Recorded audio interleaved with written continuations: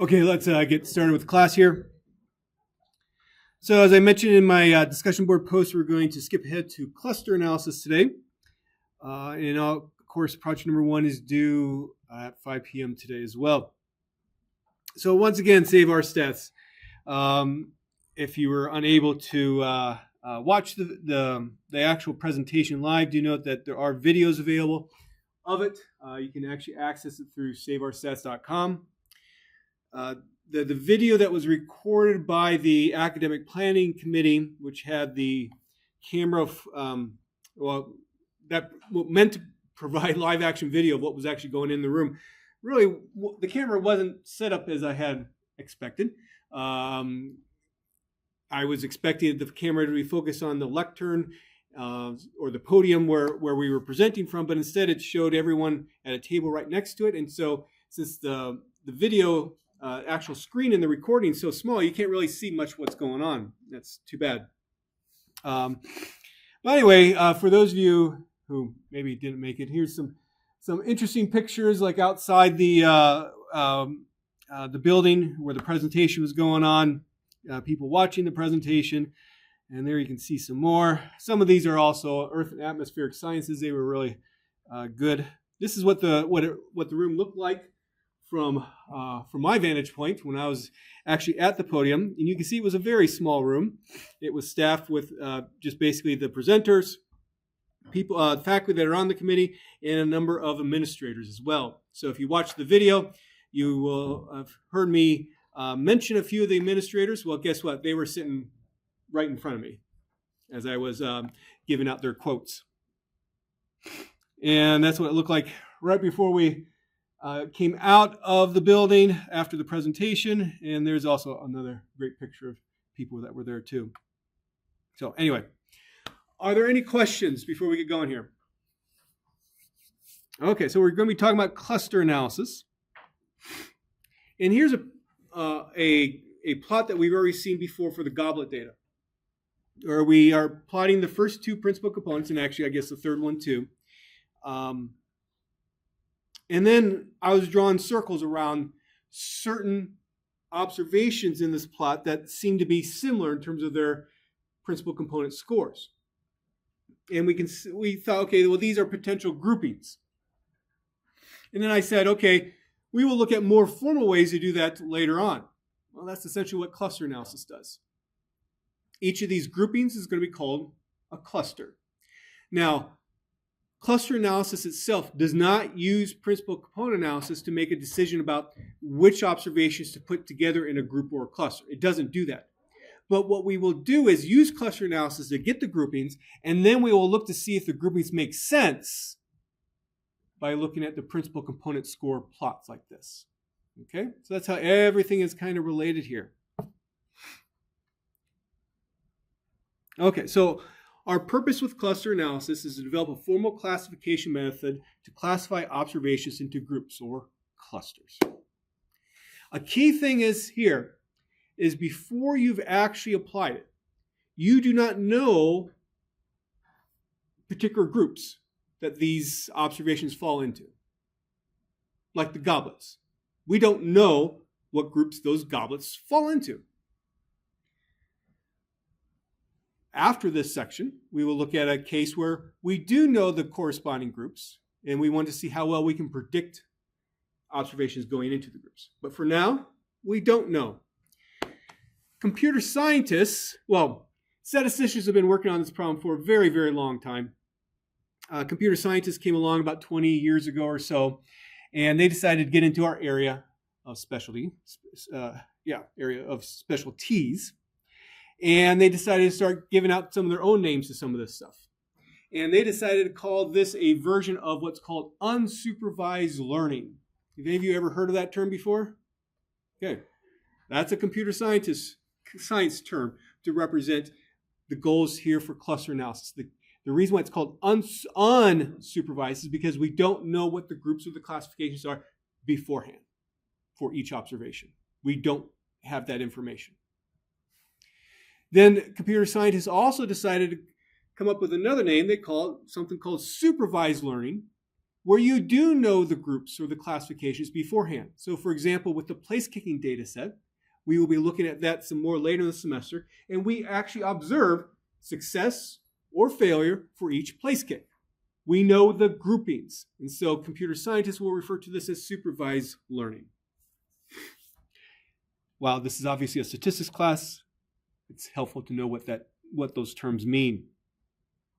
Okay, so you can maybe teach a whole class on cluster analysis. We will have at most 4 class periods.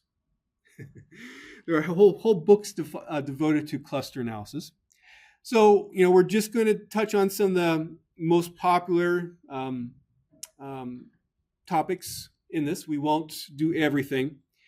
But since it's such a wide area, or such a large area, I should say, CRAN, the Comprehensive R Archive Network, has what's called a task view set up specifically for cluster analysis. And what task views are for CRAN, the Comprehensive R Archive Network, is basically simply a web page that says, okay, there's a lot of work that's going on in this field. Here are all the packages corresponding to it. And so there's one for cluster analysis. Okay, so we've already done the motivation behind cluster analysis relative to the goblet data here. Let's now look at a new example. This is what I call my 2-variable data set. It's just a made-up data set to help teach. Corresponding stuff I do here is in 2variable.r. Let me turn off my spell checker here.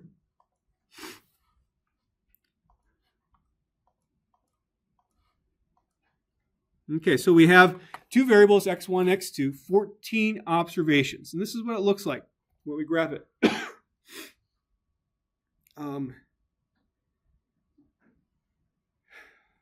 Now from this, you probably immediately think, okay, I can see some observations that are similar to one another based upon where they're located on the plot.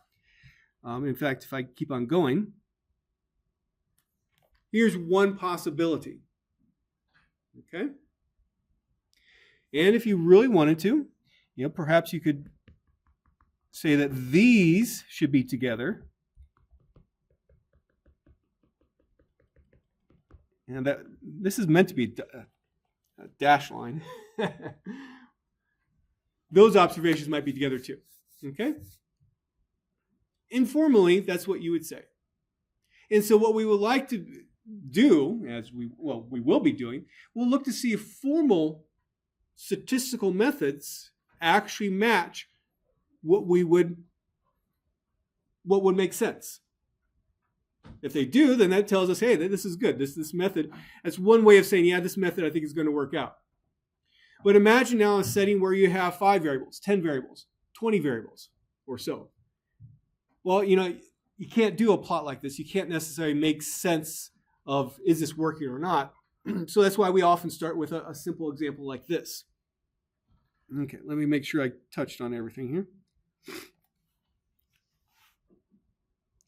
So a key aspect of cluster analysis is that you have to identify how close observations are to one another. And just from our perception of looking at this, you can say, okay, I can see, for example, 13 and 14 are really close. I can see that 1 or 2 are very close. And basically what we're doing is we're kind of, let's say, putting an imaginary ruler on top of the plot and just kind of measuring what that distance is. Okay? And that we'll actually kind of do that. If you've heard of, you should have heard like Euclidean distance. That's essentially taking a ruler and putting it on the plot and measuring. And so it's going to be very important for us to understand how close observations are to one another on a plot like this. We will often, instead of using the word closeness, we will say how similar are 2 observations. So we can see, for example, 1 and 2 here are kind of similar because they're close to one another. 13 and 14 as well. But we can see that 14 and 1, they're kind of far apart. They're not similar. So, probably wouldn't make sense to put them together in the same group or cluster.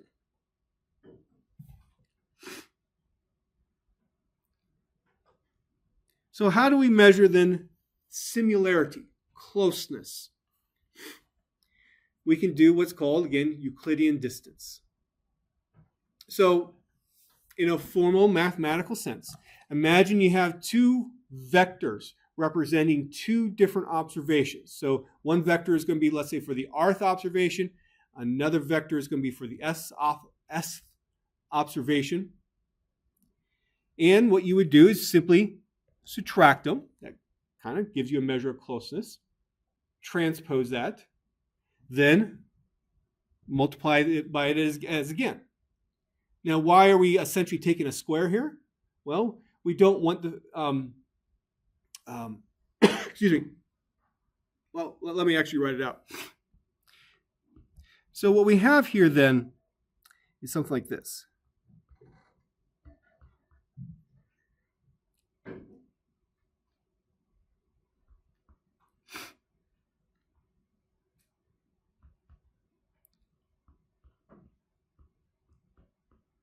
So this is the non-matrix way of seeing this.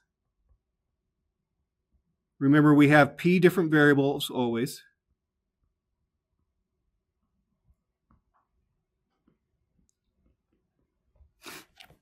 So for your first variable, you subtract x of r minus, or you take x of r minus x of s, square it.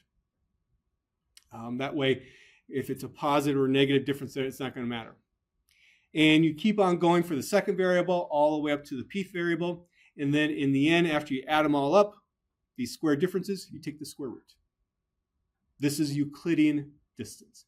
We denote this, or you can denote this distance as a d sub rs, the distance between observation r and s. Now you could also define this as in terms of standardized variables too. So I just replaced the x's with z's. Perhaps I should have called this something other than d sub rs, but I think it will be clear to us what we're dealing with, or if we're dealing with standardized or just the regular variables themselves. So why do you think measuring Euclidean distance is better to do with standardized variables?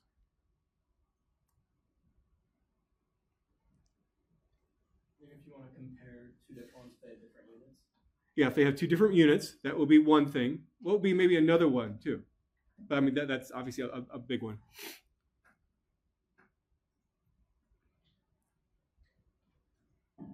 Well, suppose that they did have different units. I'm sorry, suppose that they did have the same units.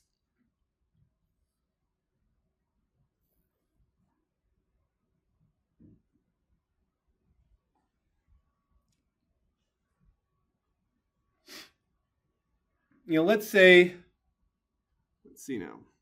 That would be a good example.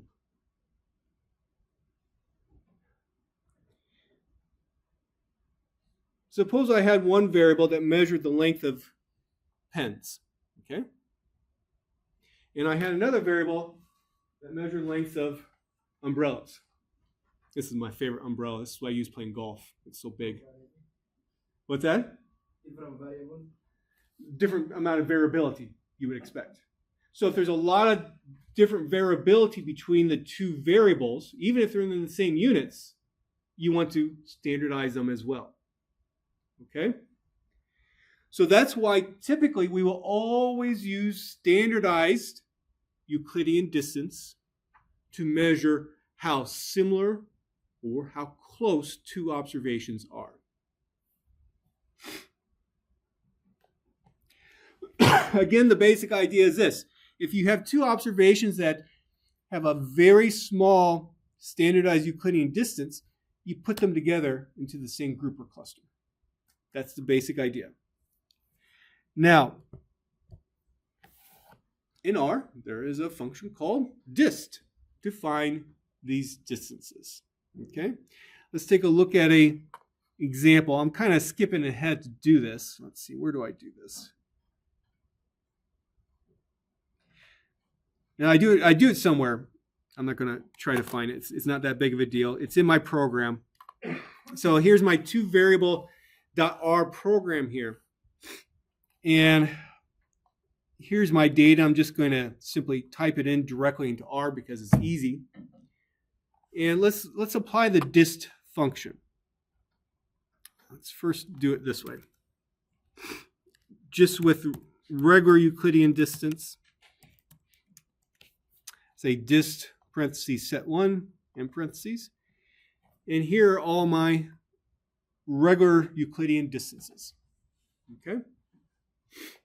So the way that this works is as follows. Notice we have the number 1, 2, 3, 4 up here as the columns. That corresponds to to observation number. And then we also have 2, 3, 4. Again, that corresponds to observation number. So if you match up a column with a row, notice this very first one here matches up 1 for the column, 2 for the row. That gives me my Euclidean distance between observation 1 and 2. Okay? The distance between observation 1 and 14 is quite large. Remember how far apart they were? So that's the measure of distance. The smaller the distance, the more similar two observations are. And in fact, if you look throughout here, the distance between 1 and 2 and the distance between 13 and 14 are both 1. How does that correspond to what we saw on the plot?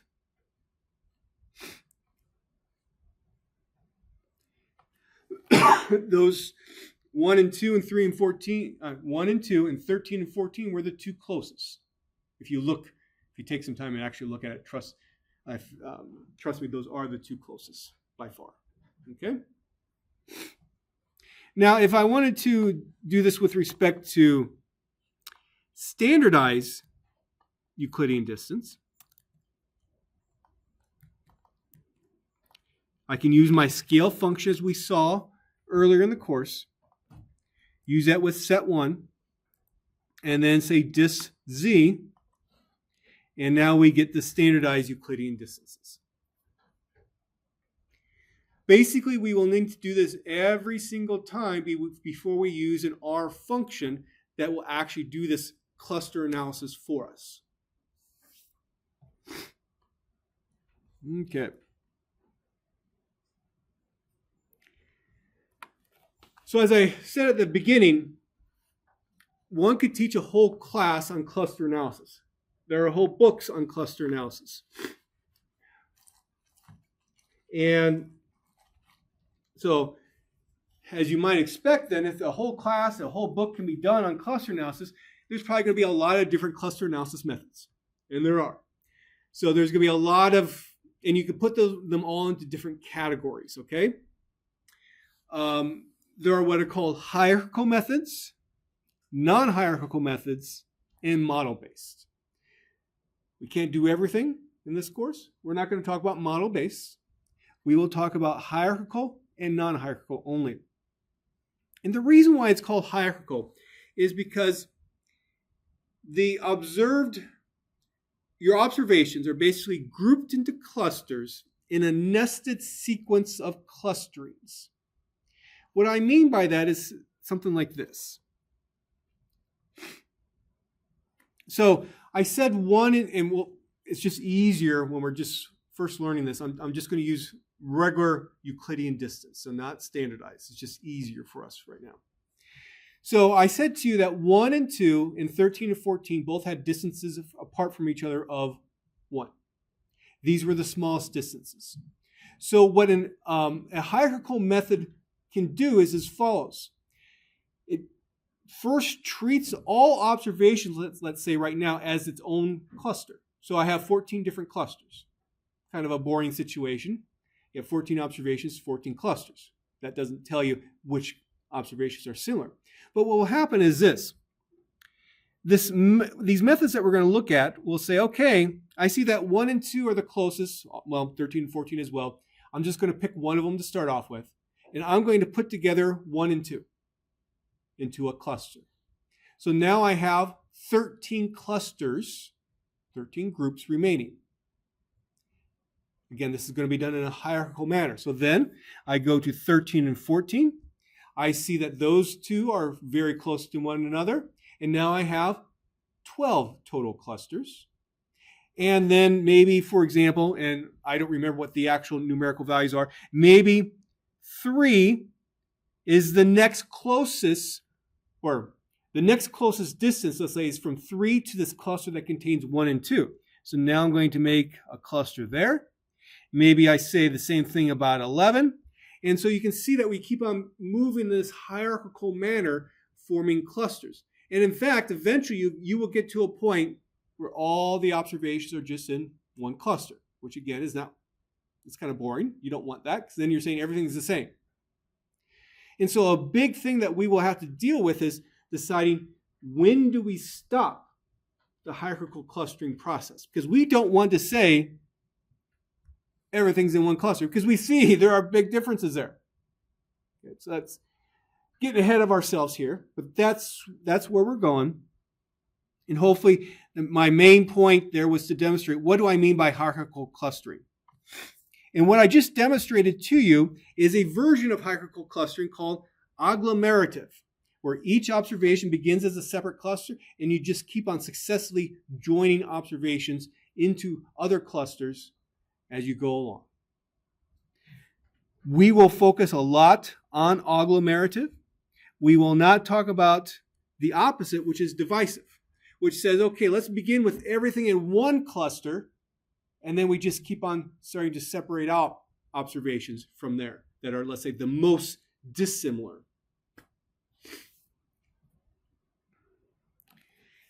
Now, with non-hierarchical clustering, no, you're not going in a hierarchical manner. Basically, this is an interesting approach. Suppose you say, I'm gonna say that there are actually 5 clusters there without doing anything. You know, I just got my data. Maybe I looked at a plot of the data. I'm gonna say maybe there's 5 clusters. And what a non-hierarchical method will do is say, okay, I'm going to first put all the observations into 5 separate clusters and then look to see, maybe I can update this and make the clusters contain observations that are, let's say, more similar. And so it will then go ahead and update. And then after that update says, maybe I could update this some more and find observations that are better paired to one another, but still keep the 5 clusters. And keep on doing this as successive or this iterative manner until you get to a point where, I don't want to do this anymore. That's what non-hierarchical clustering represents. We will spend a lot of time on that. Now, with agglomerative clustering, there are a lot of different ways to do it. So hopefully, you can maybe think of this in terms of a tree diagram. You start off with cluster analysis. You have 3 branches: agglomerative, non-hierarchical, model-based. And then for agglomerative, then you will have nearest neighbor, furthest neighbor, centroid, average, and you can hopefully see how this is all related to one another.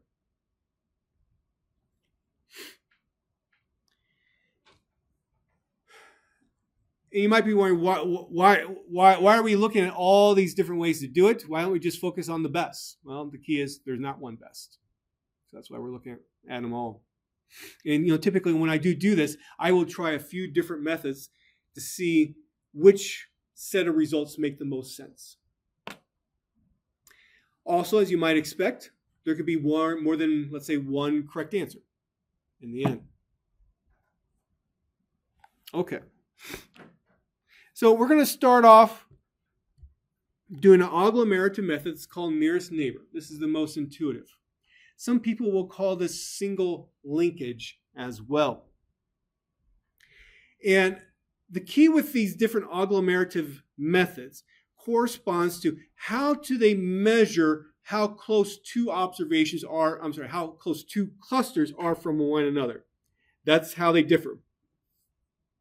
So here's the process. You start with n clusters. So you have capital N observations.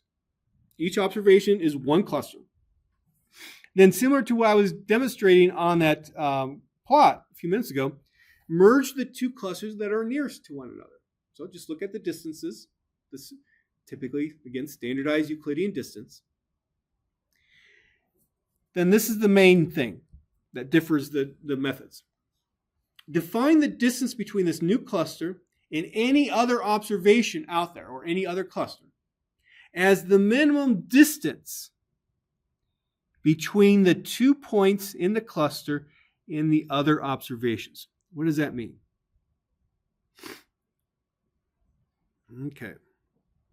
Let me do some erasing. Oh, come on.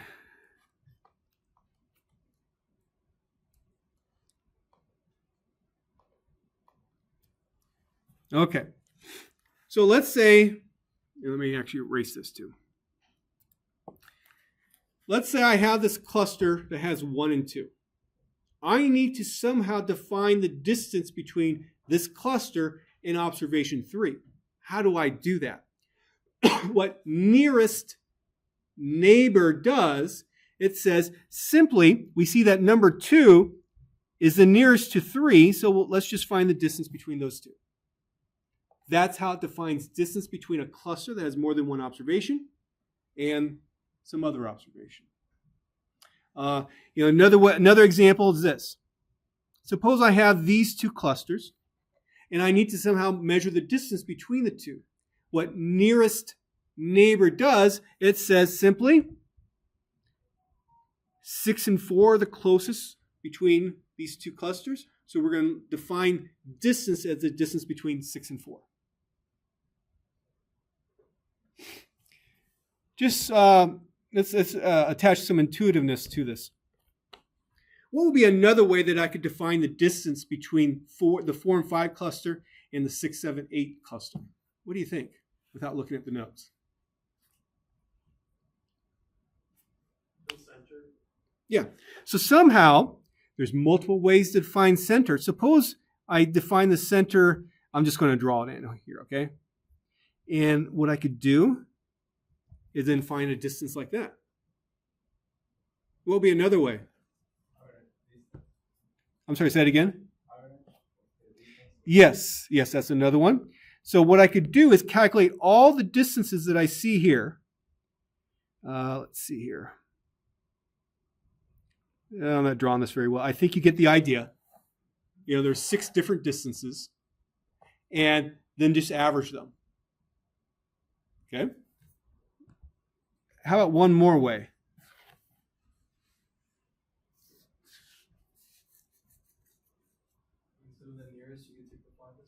Exactly. So it looks like maybe 7 and 5 are the farthest apart. So I could define the distance between two clusters that way too. And so what we've just talked about is our all 4 of the agglomerative methods that we're going to be talking about. It all corresponds to how you measure the distance between clusters. Okay.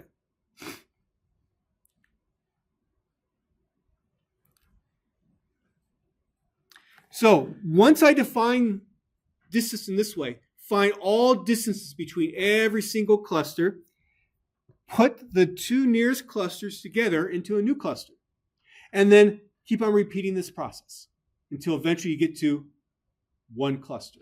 Again, you don't want to end with one cluster, and so we'll look at ways to stop the process.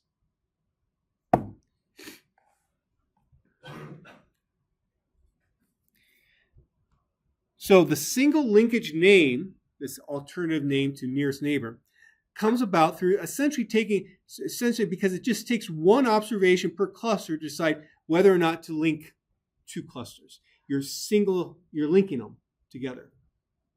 Okay? So here's a simple example. Corresponding program is right here. So let's say I have 4 different observations, as you can see there. Okay? What you will need to do at the very beginning of this is find all pairwise distances between the observations. And typically, we would use always standardized Euclidean distance, but it's just easier right now for us to just use regular old Euclidean distance, not work with the standardized. So let's say I want to find the distance between observations 1 and 2. So mathematically, that's x1 minus x2 transpose times x1 minus x2, this whole quantity square rooted. So observation 1 goes right here. Observation 2 goes right there. Do all the math, you get 2.56. How could I do this in R? Well, simply use the C function to find the vectors. And remember to do matrix multiplication, use the percent asterisk percent, and there's how you get that. Using the dist function, instead of having, I'm getting ahead of myself here. I create a data frame that contains my data in it. So one variable is called var1, the other variable is called var2. I use the dist function with it. The default is to use Euclidean distance, and I'm just emphasizing that by saying method equal Euclidean. There are many other ways to measure distance. The dist function only has a few. If you're interested, you can take a look at it. We're not going to worry about that in our course. And here's the distance matrix that's produced. Notice the distance between observation 2 and observation 1 is 2.56. Okay?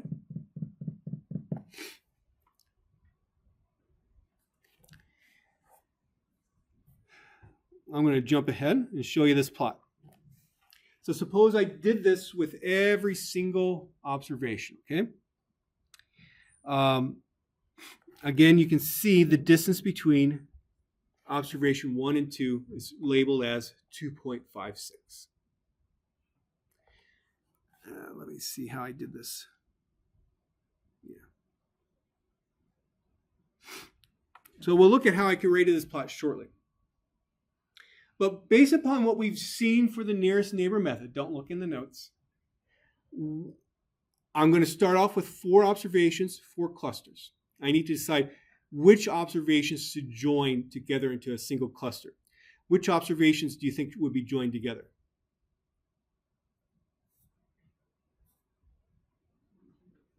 Three and four, because they have the smallest Euclidean distance, okay? Now I need to figure out, well, what's the distance between observation 1 and that cluster that has 3 and 4 in it? What's the distance? 2.44. The distance between 2 and that 3 and 4 is 2.83. Because again, it's the nearest neighbor. The distance between 1 and 2, of course, stays the same. So what's going to happen next? Which clusters are going to be joined next here?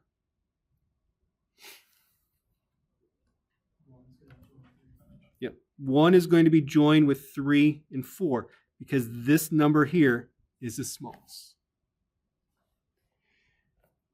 Then lastly, what's the distance between 2 and that 1, 3, 4 cluster? Well, that distance would be 2.56 because that's the smallest of those distances that we see from 2 to 1, 2 to 4, and 2 to 3. And so then in the end, here's my last cluster. That's how single linkage nearest neighbor works. Let's talk a little bit about how I got that plot, though. So I think this is just some good R programming here. So the first thing that I'm going to do is, where I have these distances here, I want R to recognize this actually as a formal matrix. Because if you notice, there's some empty cells there. This isn't actually a formal matrix. And so what I need to do is tell R, hey, treat this as a matrix. So I say as.matrix, and I put the results. I just basically write over the same object that's in R's memory. I'll call it dis.mat. And then to do my plot, let me jump on over here. Let's see.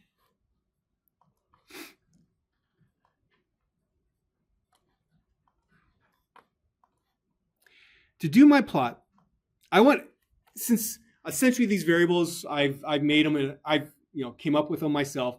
Let's say that they're on the exact same scale. I want us to actually be able to see that in the plot. So I'm going to say par PTY for plot type to be square. So I have the x-axis, the y-axis have exactly the same length. And then I'm going to plot variable 1 on the x-axis, variable 2 on the y-axis.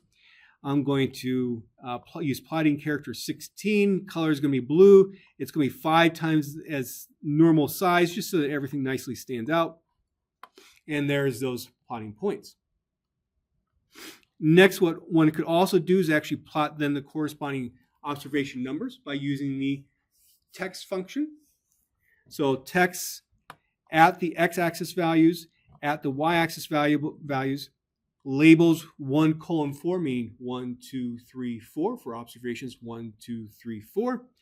The color of the plotting point is going to be white, twice as large as normal. That's what CEX gives me. And there's the observations. Okay. So next what I need to do is actually do all the lines between the observations and to plot the actual, the distance, the actual numerical value.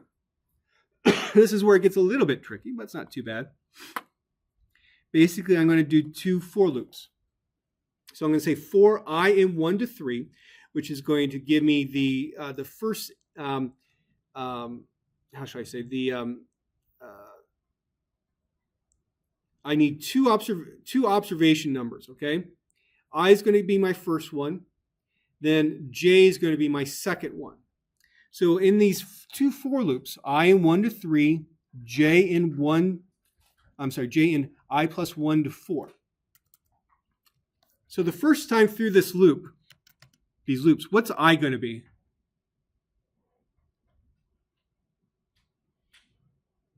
One. What's J going to be? 2. Okay?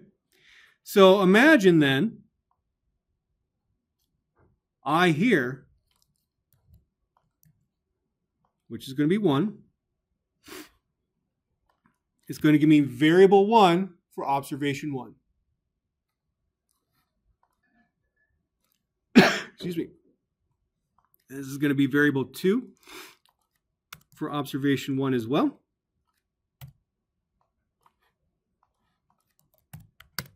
Again, those are the observations. This is going to be observation 2 for variable 1. Observation 2 for variable 2.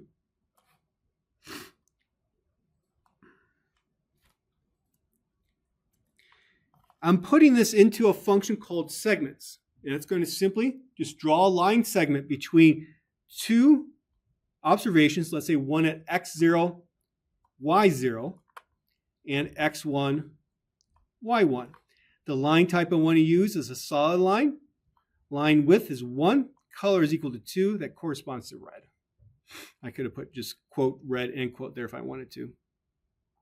So that's going to give me my line segments.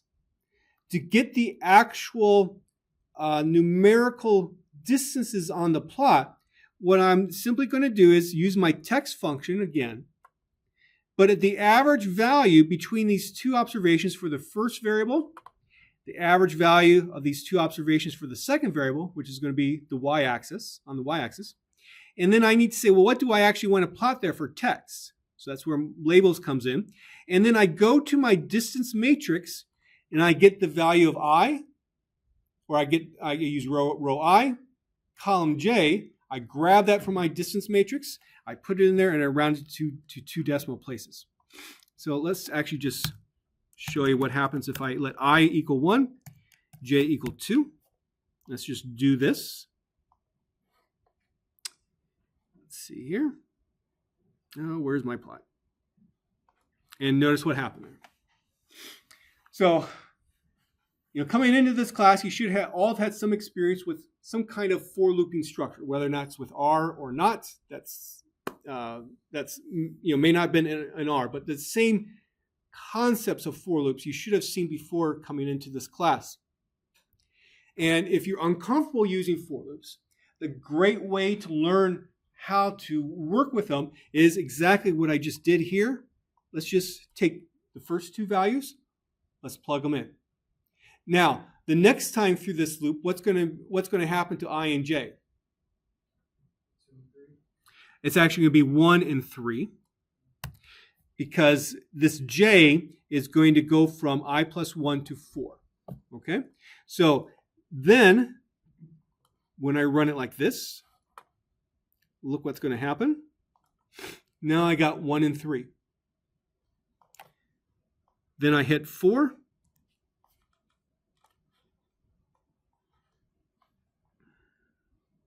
And there's 1 and 4.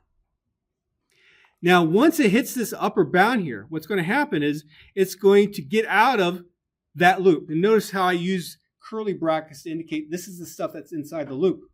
It's going to get out of that loop, go back up to this loop, and say, okay, I've already done I equal 1. Now we're going to do I equal 2. Then if I is 2, that means I'm going from 3 to 4.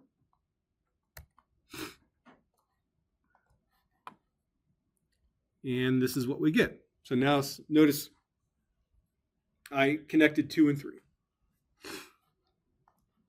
Okay. So if I run the whole thing, then we get the plot that we need. Any questions? Yes. What's the point 3 above the 402 distance? That's the distance between 2 and 4. Oh, perfect. Yeah. I mean, obviously, you have those two that are right there. You know, the distance between 1 and 3 is 4.02. Yep. Thank you. Okay.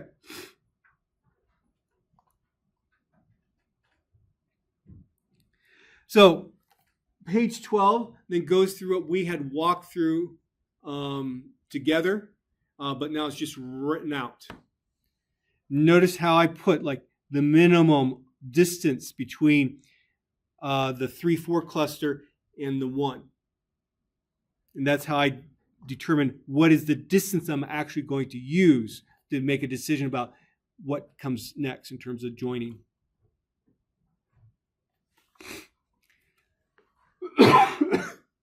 Okay.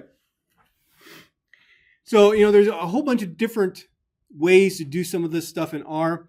You know, well, there's actually also a cluster package that will do some of this too. I'm not going to focus on that, but I just at least want to bring that to your attention that there are other ways to do some of this stuff. Okay. Now, as you can imagine, since I said there's not one best method out there. So that probably means that some of these clustering methods, or we're just talking about agglomerative methods, some of these agglomerative methods might not work well in certain situations. Okay? And one problem that can occur with the nearest neighbor is you can have, let's say, elongated clusters, which may or may not be desirable. In this particular case, in this plot on page 14, maybe it's not a bad thing to have an elongated cluster. You know, these observations seem somewhat similar there. And a different situation might be something like this.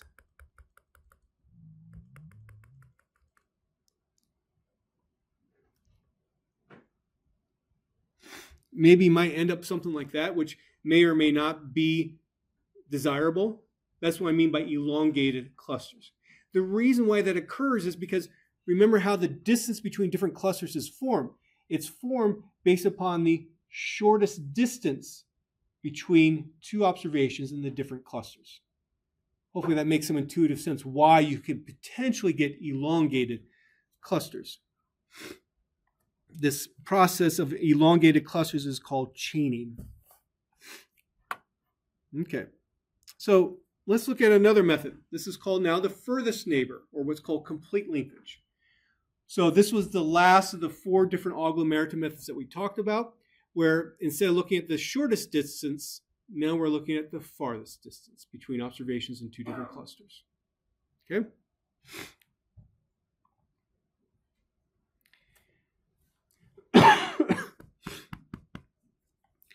Now this is where sometimes students get confused. the furthest neighbor concept or idea corresponds to only how you are measuring the distance between two clusters. So in other words, it's a way to get the distances that you see there. It does not mean you form the cluster based upon the largest distance between observations. Meaning, well, let's actually go through this, okay? So here are all the distances that we saw before between the four different observations, okay? Now, which observations are joined together first? It's, again, let's see, 3 and 4. Because it is the shortest distance between the different clusters. Where students get confused is they'll say, let's join 1 and 3 because that's the largest value there. No. You're still using the smallest distance between the clusters. What furthest neighbor does, it gives you a different definition of what that distance means.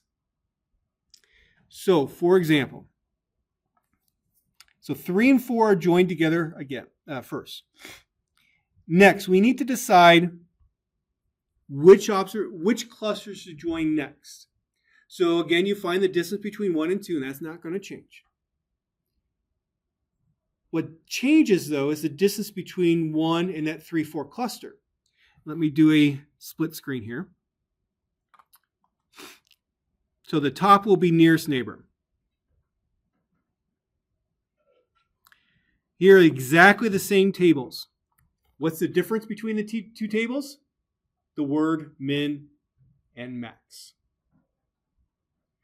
So to find the distance between the cluster that has just 1 in it and the cluster that has 3 and 4 in it, you look at the maximum distance between the observations, which ends up being 4.02. Previously, we looked at the minimum distance. It was 2.44. That's the difference between nearest neighbor and furthest neighbor. And the distance between 2 and the 3 and 4 cluster is 3.0. So what we see there then is, well, what's joined next? We look for the smallest of these distances that we found between the clusters, and we can see, boom, it's 2. I don't know why I did a boom there, but I did a boom. It's 2.56. Okay? Notice that's different from what we got with nearest neighbor, where we would have joined, let's see here. Yeah. We're still looking at the smallest of the distances between clusters. And we joined 1 with 3 and 4. Now we're joining 1 with 2. So now we have 2 different clusters, 1 and 2, 3 and 4. They will get joined together. But what's the distance between them? Well, it's 4.02. Let's take a look at the plot to see why that occurs.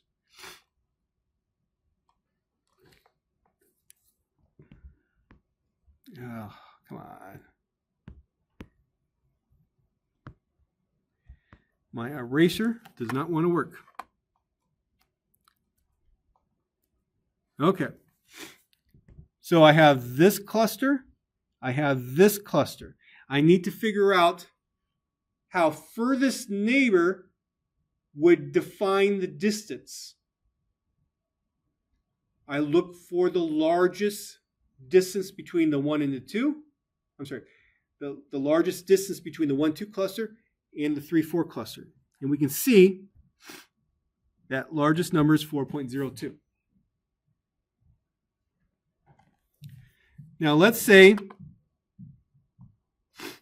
instead, suppose nearest neighbor got to this point where we had 1 and 2 and a 3 and a 4 as the 2 clusters. How would it define the distance between these 2 clusters? What would it be? Not 3. 2.44. Yeah. Thank you for the suggestion. It's 2.44. Okay? Because that's the shortest distance. That's the nearest that they are. That's how it would be defined.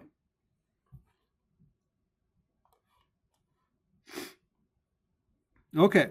So we've done 2 ways. Let's look at a third way. Excuse me. This is what's called the centroid method.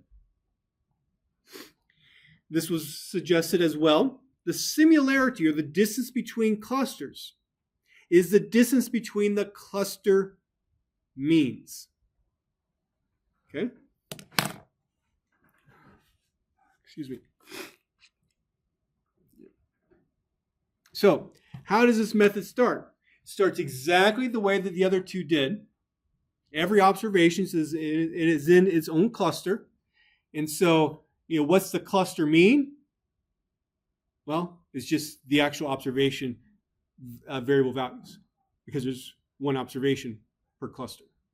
So then we look for the smallest distance, 2.24. So we join 3 and 4 together. Okay.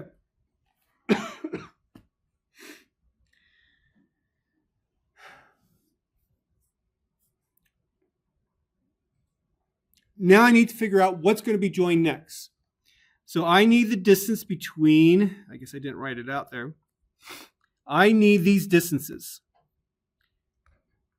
The distance between 1 and 2, the distance between 1 and the 3, 4, 1 and the 2 and the 3, 4, I should say. Okay? We know the distance between 1 and 2, it will be 2.56. Now we need to figure out what's the distance between 1 and that 3, 4 cluster. Well, in terms of the actual observations here, here's observations 3 and 4. We have a 6 and a 4 for variable 1, so that means its mean is 5. We have a 3 and a 2 for variable 2, so that means the mean is 2.5. So what I'm going to do is take the distance between the observation 1 and 5 and 2.5. So if we look at in the plot, let's plot 5 and 2.5.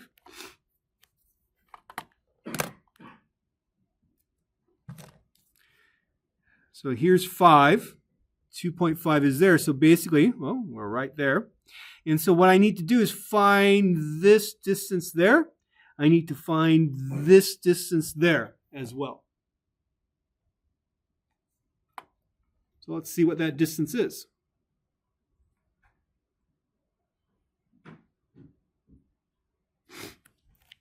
Excuse me. So what I could do, let me actually come over here to R to do this.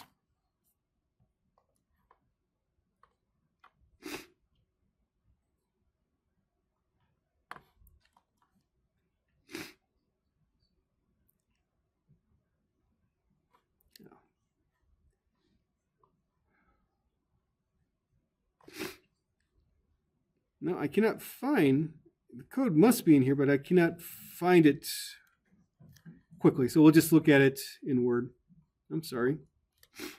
I did. I always walk through my class notes before class, and I missed that then if it's not there. So let's create a new data frame. Actually, how about we just do this? This will make me feel better.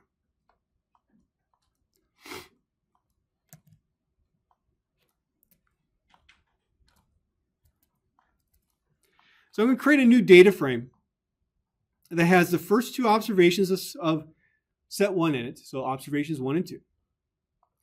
But then also I want to create then, let's say, a new observation that has the means of observations 3 and 4 in it.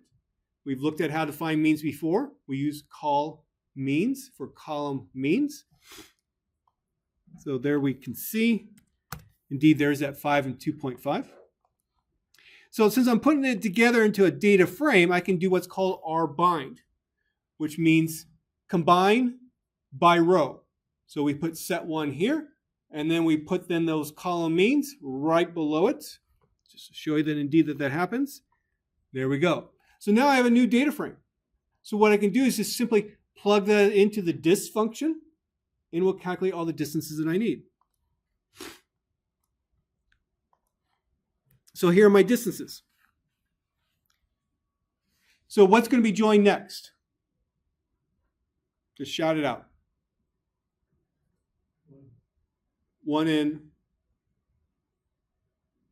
I'm sorry, did somebody say? 1 and 2. Yeah, because it's the smallest. The distance between the 3-4 cluster and observation 1 is 3.13.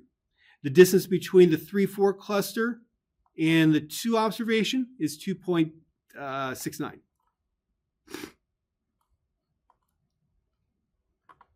So 1 and 2 is joined together, and then finally 1 and 2 and 3 and 4 will be joined together as well. So that 3-4 cluster, well, basically you'll be using 5 and 2.5. And then with the 1-2 cluster, you will be using 3 and 4.2 as that middle point that you draw the distance from. Okay. So that's the centroid method.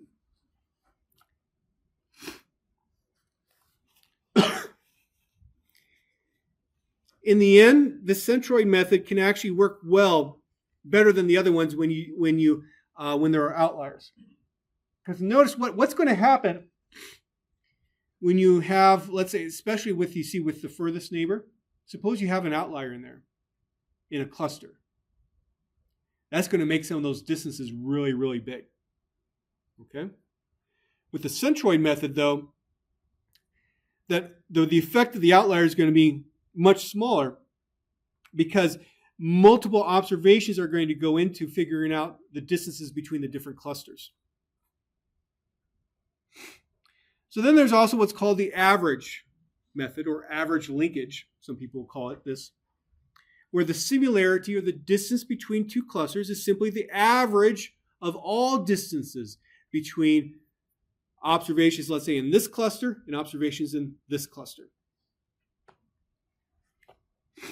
So let's walk through it. So once again, here are all the distances that we have. We're going to join 3 and 4 together because this is the smallest distance. And then to find the distance for the next step, of course, the distance between 1 and 2 is not going to change. But how do we find the distance between 1 and that 3-4 cluster? Well, we find the distance between 1 and, let's see. Let me just look at the graph again. Yeah. Notice the distance between 1 and 3 is 4.02. The distance between 1 and 4 is 2.44. So the distance between the 1 and the 3-4 cluster will be the average of 4.02 and 2.44. That's the distance.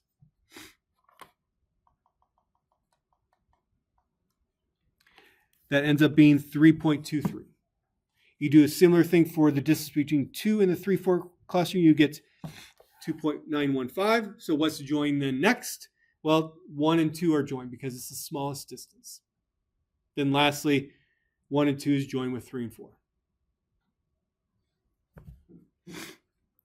There's another, I don't want to necessarily call it common, but some people will use another agglomerative method called Ward's minimum variance. I used to teach it. I don't anymore just to save time because I don't see a whole lot of people using it. You're welcome, though, to take a look at what it looks like. So some overall then comparisons between the methods. And this is just a screen capture from one of the recommended books for our course. Take a look through it all here. Excuse me. What I have found best is to simply use a few different methods, try them out, and then do some of the methods, some of the techniques that we will do a little bit later. that will allow us to try to make sense of, did this work? Do these clusters make sense or not? But this book does get into a little bit more of the details about, when one method might work more than the other. You're welcome to take a look through it. There's a weird thing that can happen with some of these methods. And this weird thing is called reversals. Now notice, let's see here. We will often start off with a table that looks like this. And as we successively join clusters together, these distances in this kind of a table are going to get larger, you would expect. With some of these methods, sometimes a distance can actually get smaller. It's called a reversal. It's hard to describe, at least right now, but I just want to alert you to that can happen. And then once it does happen, we'll talk about it. It's not a big deal, though. It just might be alarming the first time you ever see it.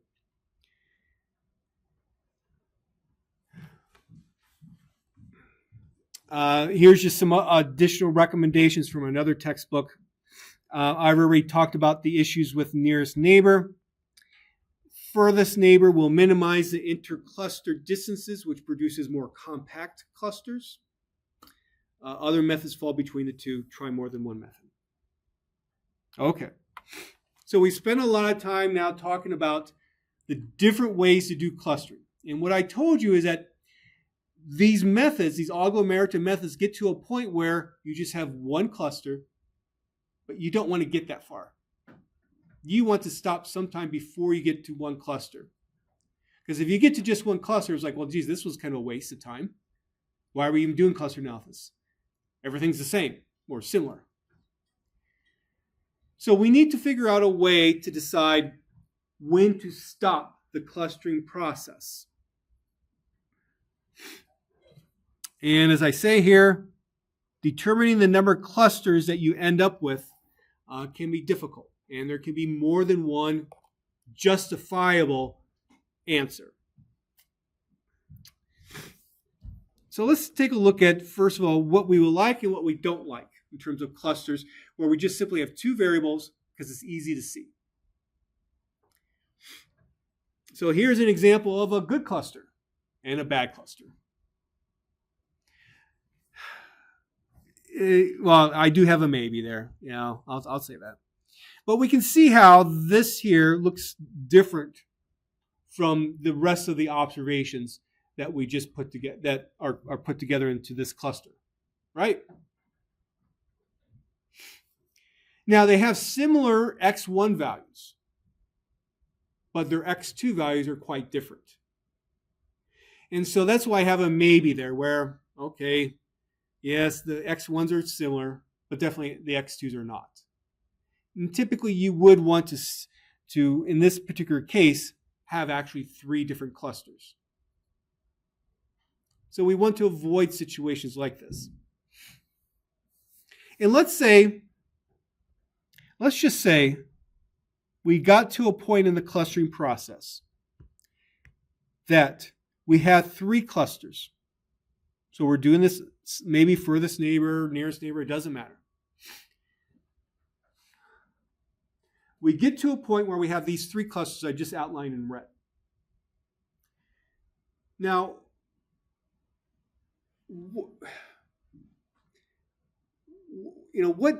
what distinguishing characteristic do you think you would have when you would want to make that would occur when you look at the distances between clusters at this point? What distinguishing characteristic would make it maybe different from what you've seen before?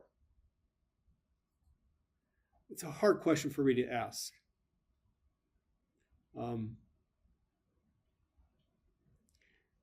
Any thoughts about how I asked it, or any thoughts about what the answer is before I try to re-explain it?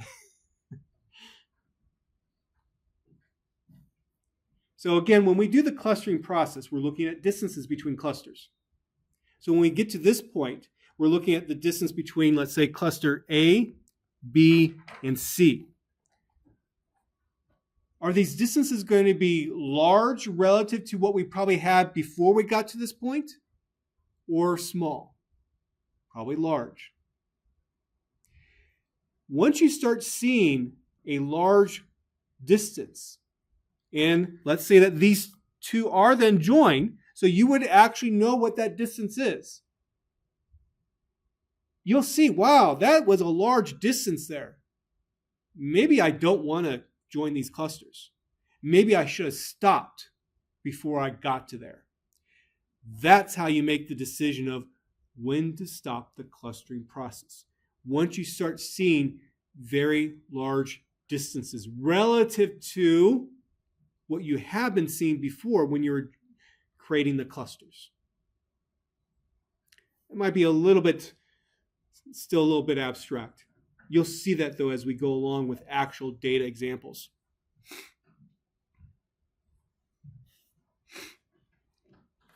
There. This is the key point here. Once those similarities, those distances become too great, then you know you went too far.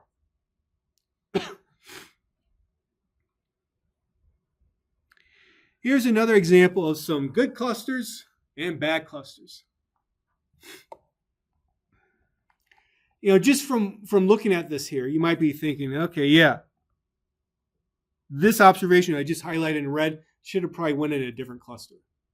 But with some of these clustering methods, think of furthest neighbor. The distance between this observation and that observation is about the same as this observation and that observation, right? And again, this is a made-up example, but hopefully you see my main idea here is that this could potentially happen. And we wouldn't want it to happen because this observation here definitely looks like it should belong to that purple cluster. So this is what we want to avoid. This is a little bit more trickier to find when this happens. It deals with looking at these distances as you go along. But often, maybe through doing some kind of plotting technique, let's say principal component scores, we can see weird things like that happen. And that might say, okay, I don't want to do that.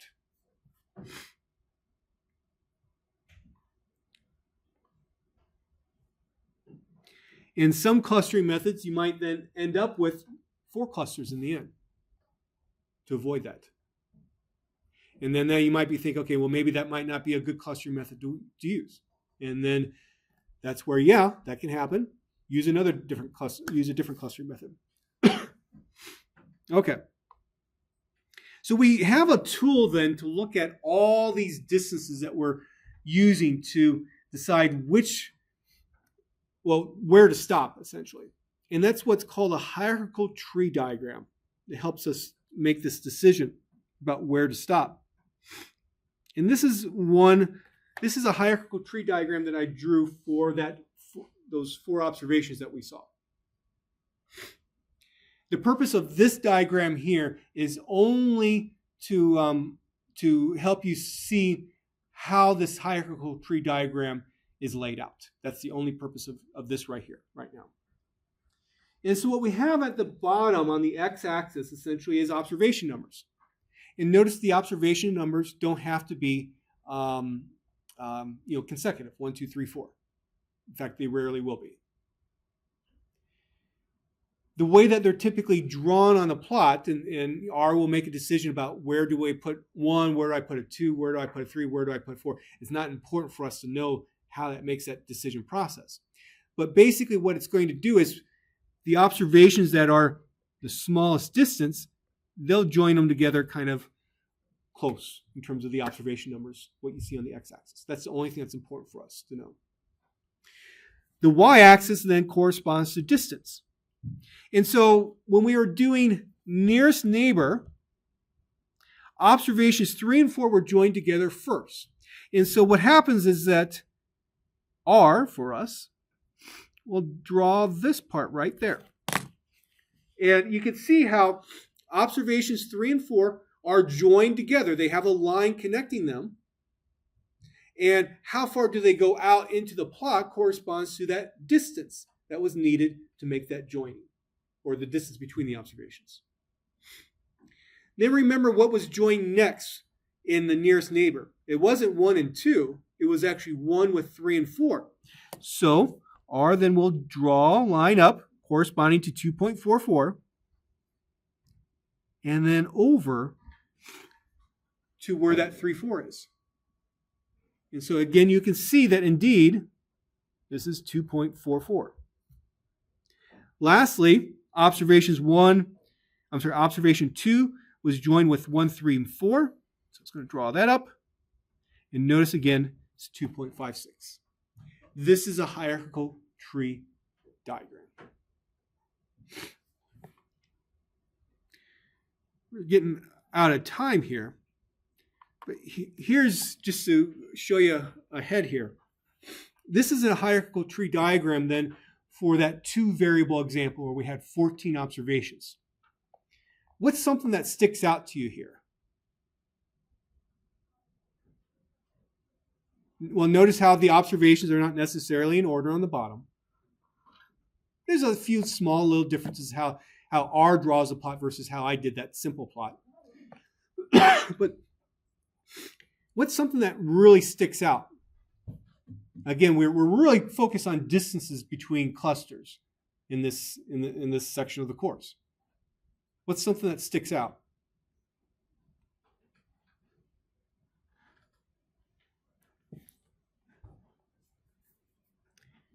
Look how far it took to join these 2 clusters.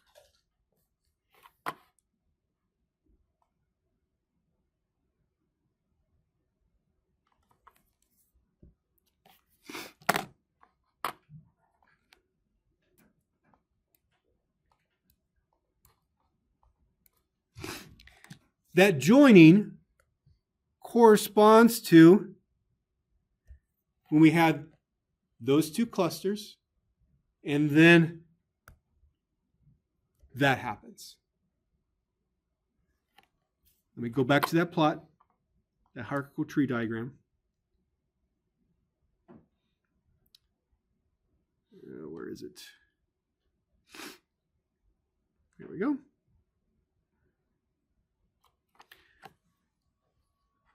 We see that it took a very long distance to go before that was joined.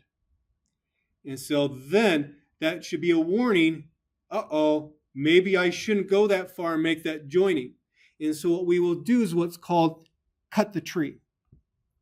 We'll draw a line across like that. And what that tells us now is that I have this cluster, I have this cluster, and I have stopped. Because that distance to make that next step of joining clusters is so great compared to what I had been just doing that I should stop. That's how we make the decision about where to stop the clustering process. Okay? More on that next time. That's getting a little bit ahead of ourselves. So what's next for us? Excuse me. I have office hours after class. Obviously, although I didn't put it on there, projects due at 5 p.m. Email it to me, please. 1 per group. On Thursday, we'll examine the project number 1 answer key. We will continue with cluster analysis, and also we will review for test number 2, because next week is fall break. We will not be meeting on Tuesday. That following Thursday then is test number 2.